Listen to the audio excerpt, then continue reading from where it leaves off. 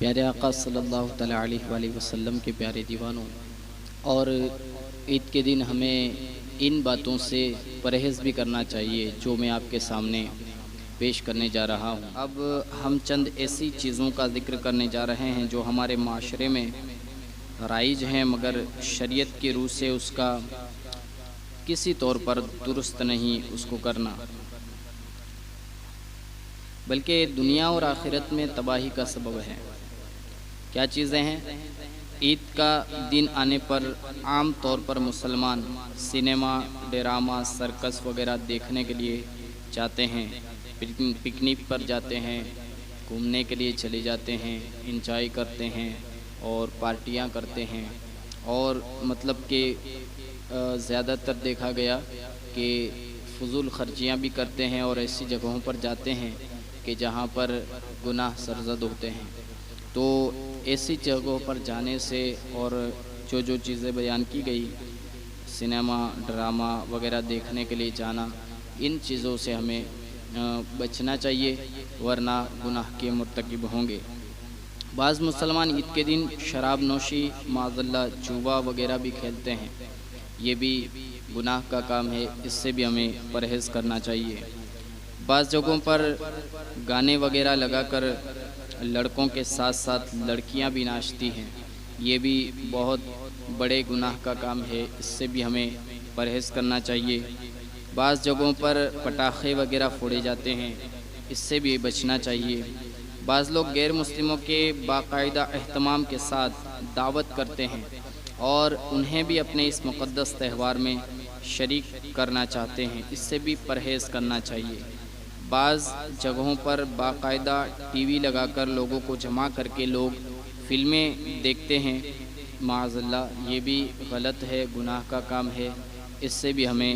بچنا ہے۔ میرے پیارے آقا صلی اللہ تعالیٰ علیہ وآلہ وسلم کے پیارے دیوانوں، مذکورہ امور کا ارتکاب اللہ اور اس کے رسول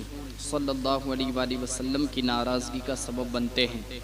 مذکورہ افعال مذمومہ اور قبیحہ کے ارتکاب سے ہم ہرگز فلاح دارین کی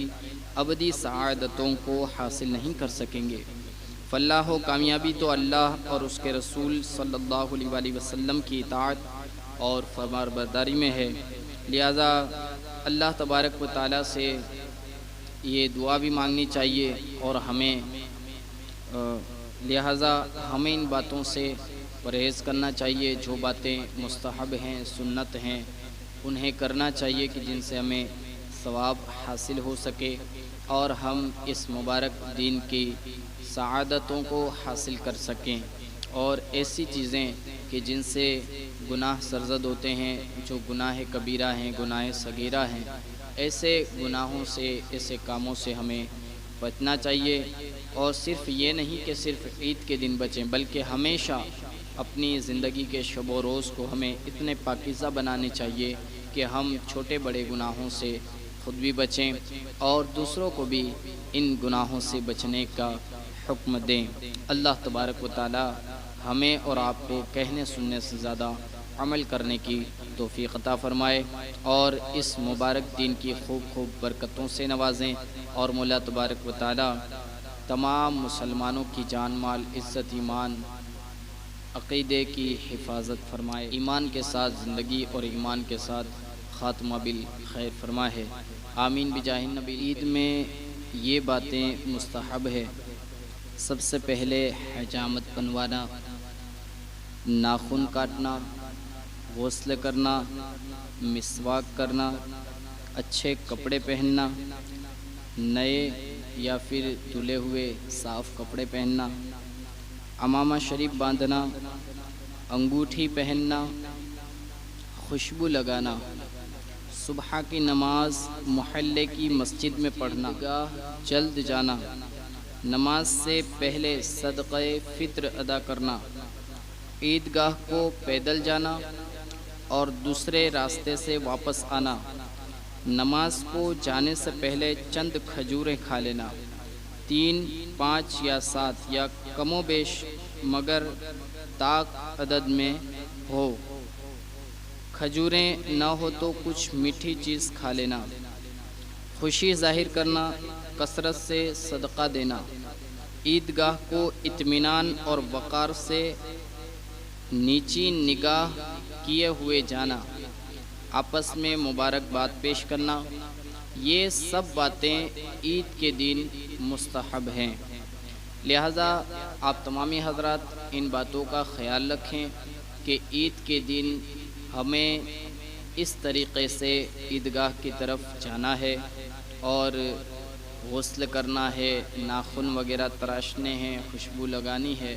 اور اچھے طریقے سے جو مستحب اور سنت طریقہ ہے اس کے مطابق ہمیں عیدگاہ کی طرف جانا ہے اور وہاں جا کر دوگانہ نماز ادا کرنی ہے، دعا کرنی ہے، سب کو مبارکباد پیش کر کے سب سے ملاقات کرنی ہے، مصافحہ معانقہ وغیرہ کرنا ہے، اور اس کے بعد جس طریقے سے بتایا گیا اس طریقے سے ہمیں وہاں سے واپس لوٹنا ہے اور اسی طرح